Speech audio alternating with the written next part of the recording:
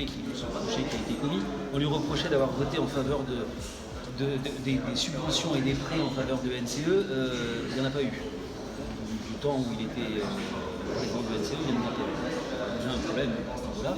Le deuxième problème, c'est que le délit qu'on lui reproche a évolué très récemment avec la loi Confiance en la justice de décembre 2021 et avec la modification du Code des collectivités territoriales. Et aujourd'hui, je vais résumer très simplement, on ne va pas poursuivre et condamner un élu pour un problème de principe. On va condamner un élu parce qu'il a fait quelque chose de mal. C'est-à-dire que véritablement, on va rechercher à ce que la loi atteigne son objectif aujourd'hui, c'est-à-dire remettre de l'honnêteté dans l'exercice des fonctions publiques et pas inquiéter en permanence les élus qui sont sans arrêt en train en fait de se demander si ce qu'ils font est ou pas délictueux.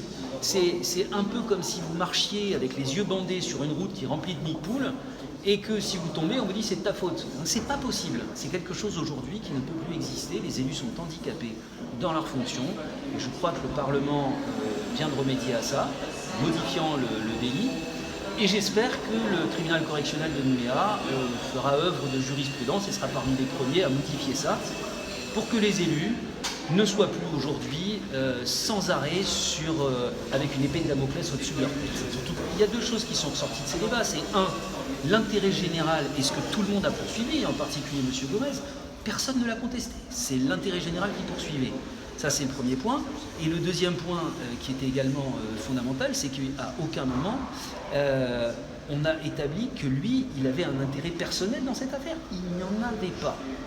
Donc, et pour couronner le tout ça dans un flou juridique qu'a reconnu le procureur. Donc, si vous voulez, quand vous avez un élu qui poursuit l'intérêt général, qui n'a aucun intérêt personnel, et qu'on lui reproche un fait qui se situe dans une espèce de flou juridique pour reconnaître la justice, c'est quand même assez compliqué de le condamner. Enfin, vous imaginez, vous retrouvez en correctionnel pour avoir fait quelque chose qui n'est pas mal, soyons très simples, pas mal, pas négatif, et on vous condamne. C'est pas possible, c'est plus possible de faire ça aujourd'hui.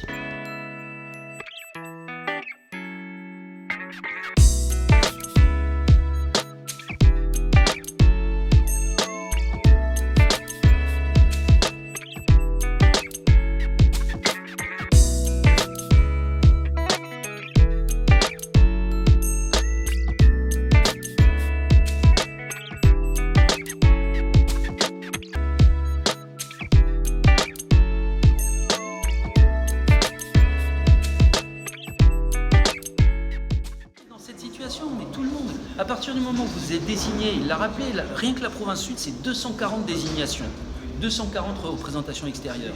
Ça veut dire qu'à chaque fois que vous évoquez cette situation, vous êtes obligé de vous déporter, sinon vous vous retrouvez dans une situation de prise illégale d'intérêt. Je veux dire, ça devient impossible. Vous ne pouvez plus voter le budget, vous ne pouvez plus participer au débat, alors même que c'est la société que vous êtes là pour défendre dans l'intérêt public, encore une fois. Non, je crois que si les choses changent et évoluent aujourd'hui, et j'espère que le tribunal suivra le mouvement, c'est parce qu'il faut redonner de la liberté aux élus et de la liberté d'action et leur permettre simplement de faire leur travail correctement. Voilà. Et sanctionner sans faille et sans problème ceux qui font vraiment des choses répréhensibles.